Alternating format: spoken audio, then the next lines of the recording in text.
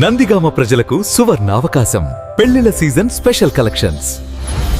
అతి తక్కువ తరుగు 100% నమ్మకమైన 916 హాల్మార్క్ బంగారం. శ్రీ లక్ష్మీ జ్యువెలర్స్, నందిగామ.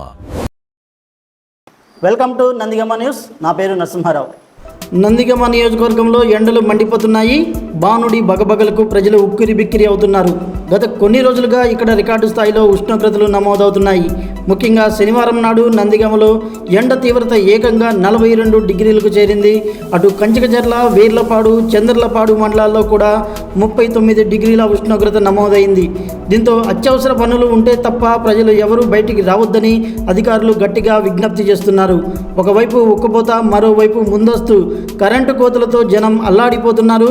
అయితే ఇదే పరిస్థితి మరో వారం రోజుల పాటు కొనసాగే అవకాశం ఉందని అధికారులు హెచ్చరిస్తున్నారు. కాబట్టి ప్రజలంతా అప్రమత్తంగా ఉండండి. మీ ప్రాంతంలో కరెంటు సమస్య ఉందా? అయితే కామెంట్లో తెలియజేయండి.